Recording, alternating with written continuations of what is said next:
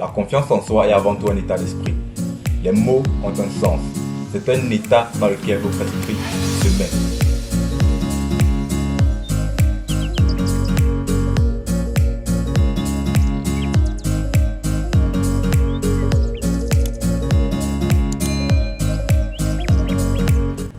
Salut à tous, je suis très content de vous retrouver pour cette toute nouvelle vidéo.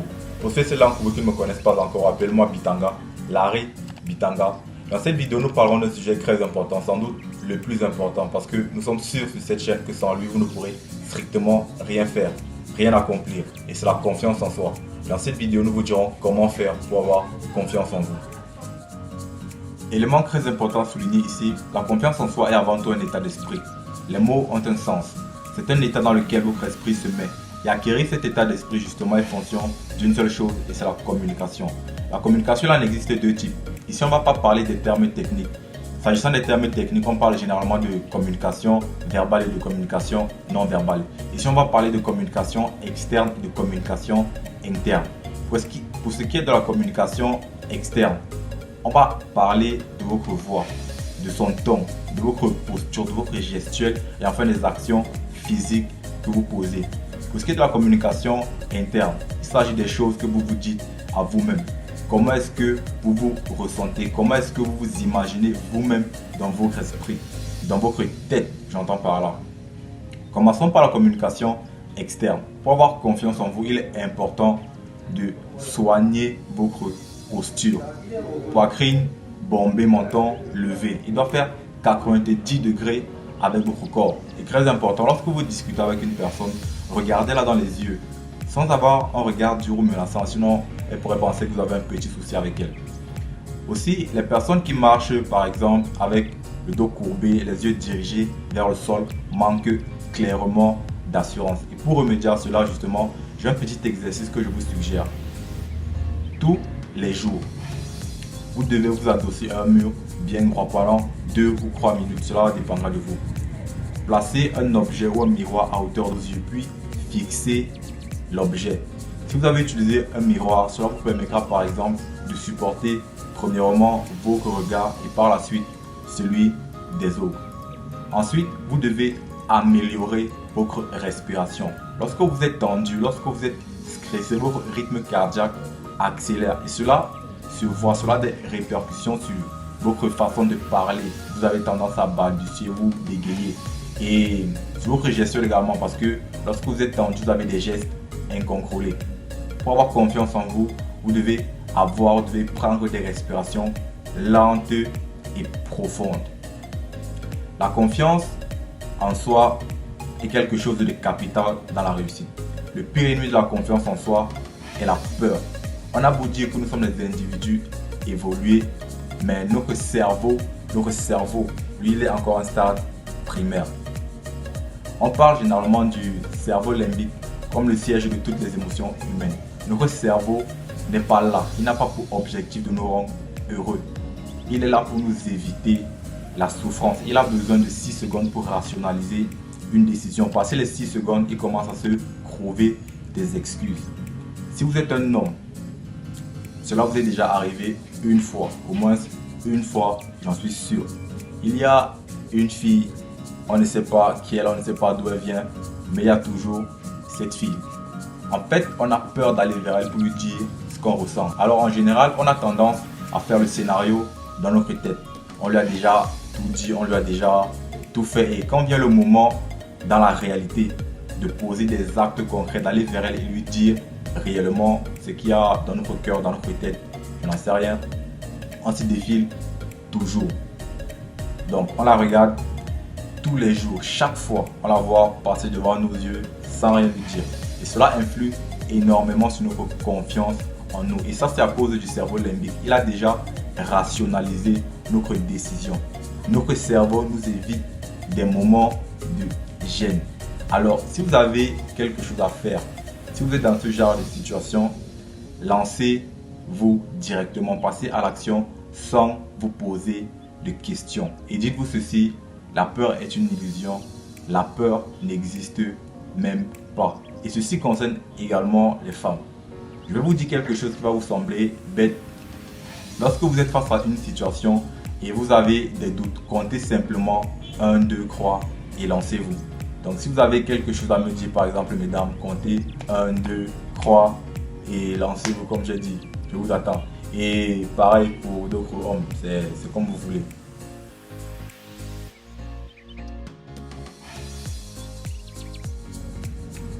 Maintenant, pour ce qui est de la communication interne, voici ce que nous avons à dire. Il y a l'autosuggestion. Ce sont des choses que vous vous dites à vous-même avec votre voix intérieure. Petit test. Dites « Je suis formidable ». N'ouvrez pas la bouche. Dites-vous à vous-même « Je suis formidable ». Si vous avez fait le petit test, vous avez dit « Je suis formidable ». Cette bouche n'a pas été ouverte, donc aucune onde sonore n'a été produite. Par conséquent, ces oreilles n'ont rien entendu. Mais vous l'avez dit, vous vous êtes entendu le dire. C'est de cette voix dont il est question dans l'autosuggestion. La petite voix dans votre tête. Et cette voix fonctionne comme un couteau à double tranchant. Si vous en servez bien, elle produit des résultats positifs. Sinon, les résultats sont catastrophiques. Si vous pensez, si vous dites, par exemple, que vous ne pouvez pas faire quelque chose, figurez-vous que vous ne parviendrez pas à le faire. Et ce contraire, vous dites que vous êtes capable d'amener au bout, de mener à bien toute action, tout ce que vous entreprenez. Croyez-moi, vous y parviendrez. Tout ce que vous vous dites à vous-même devient vrai pour vous. Tout ce que vous vous dites devient votre vérité. Et j'ai une magnifique citation à ce sujet. Et si mes souvenirs sont bons, elle est de Nikola Tesla et elle dit ceci: un mensonge répété plusieurs fois finit par être accepté comme la vérité. Je vais le redire. Elle est de Nikola Tesla, cette citation. Un mensonge répété plusieurs fois finit par être accepté comme étant la vérité. Alors vous devez vous dire des choses positives à vous-même. Je suis sûr, au début, vous n'y croirez pas. Mais vous devez insister, persévérer, jusqu'à ce que votre cerveau accepte cela comme étant la vérité. Et pour ça, nous avons quelques étapes que nous vous suggérons de pratiquer. Premièrement, vous devez connaître votre objectif. Connaissez-le exactement, connaissez-le précisément. Dans ce cas de figure, par exemple, c'est avoir confiance en soi. Et un objectif qui n'est pas noté, ce n'est pas du tout un objectif. Donc, prenez la peine de le noter quelque part, dans un lieu où vous pouvez le voir de façon constante. Écrivez « j'ai confiance en moi ». J'insiste sur l'expression. Ne dites pas « je veux avoir ». Dites « j'ai confiance ». Parlez au présent. Dites « j'ai confiance en moi » et exigez de vous-même des actions qui vont dans ce sens. La prochaine étape, prenez 10 à 15 minutes. Cela dépendra de votre disponibilité pour visualiser. Soyez précis dans votre visualisation. Voyez dans votre tête, dans votre esprit, que l'objectif que vous souhaitez, vous l'avez déjà atteint. Et commencez à vous comporter de cette façon. Voyez-vous en train de parler en public. Voyez-vous en train de parler à ce gars. Voyez-vous en train de parler à cette fille. De manière générale, faites toutes les choses qui vous font peur. Et ensuite, vous devez passer à l'action. Celle-ci, c'est une étape primordiale. Vous devez passer à l'action. N'attendez pas demain. Faites-le maintenant. Après avoir visualisé, agissez maintenant. Ce n'est pas le fait d'être sûr de soi qui pousse à l'action. Au contraire, ce n'est pas la répétition des actions constantes que vous gagnez en assurance. C'est quand vous parvenez à vous surpasser que vous devenez de plus en plus confiant.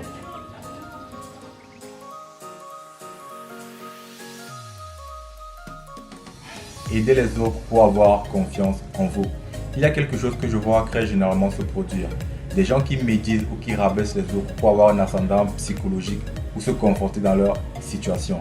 Mais en vérité, ces personnes souffrent d'un gros complexe d'infériorité. Ce n'est pas en rabaissant les autres que l'on s'élève. Alors, aidez les autres à se construire. Partagez vos connaissances. Le meilleur moyen d'apprendre, c'est d'enseigner. Pour recevoir, il faut d'abord donner. Et ensuite, le dernier élément, mais non le moins, faites du sport. Il n'est pas question ici d'avoir le physique d'un athlète professionnel, mais dépensez. Faites de votre mieux, faites du footing, faites de la musculation. Pas forcément dans le sens de perdre du poids, mais dépensez-vous au maximum.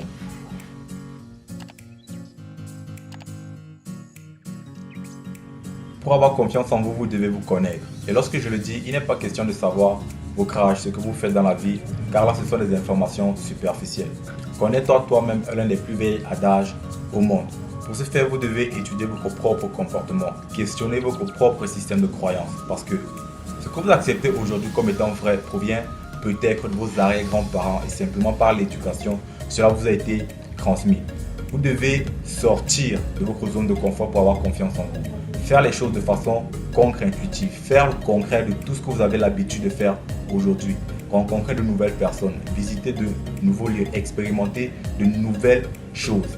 C'est à ces conditions que vous pourrez savoir ce que vous aimez et n'aimez pas par exemple. Aussi, autorisez-vous à penser différemment. Qu'est-ce que cela veut dire? Pensez différemment. Votre façon de voir la vie aujourd'hui est conditionnée. Vous êtes conditionné à voir les choses telles que vous les voyez en ce moment. C'est pourquoi l'on vous demande de penser de façon contre-intuitive. C'est uniquement à ces conditions que vous pourrez avoir de la hauteur et voir les choses sous deux angles totalement opposés. Et ainsi vous situer dans le bon milieu en fonction de toutes les informations que vous aurez pu acquérir sur la personne que vous êtes. Un autre également élément très important pour ce qui est de la confiance en soi, c'est l'intégrité. Soyez intègre. Qu'est-ce que cela veut dire? Premièrement, vous devez vivre dans la vérité. Qu'est-ce que j'entends par là? Vous devez faire une profonde introspection. Vous devez répertorier vos qualités. Vous devez faire pareil pour ce qui concerne vos défauts. Vous devez développer ces deux aspects. Développer vos qualités ainsi que vos défauts. Un autre élément est de déterminer ses valeurs. Déterminer ses valeurs en tant que personne. Déterminer quelles sont ses priorités dans la vie. Mes valeurs à moi, je ne vais citer qu'une seule valeur et je ne cesse de le dire, c'est la loyauté. Pour moi, il n'y a rien de plus important que la loyauté. Il n'y a rien au-dessus de la loyauté. Et maintenant, pour ce qui concerne les priorités, c'est fonction de tout un chacun et des ambitions, des aspirations que vous avez. Pour moi, c'est la famille et ensuite le business.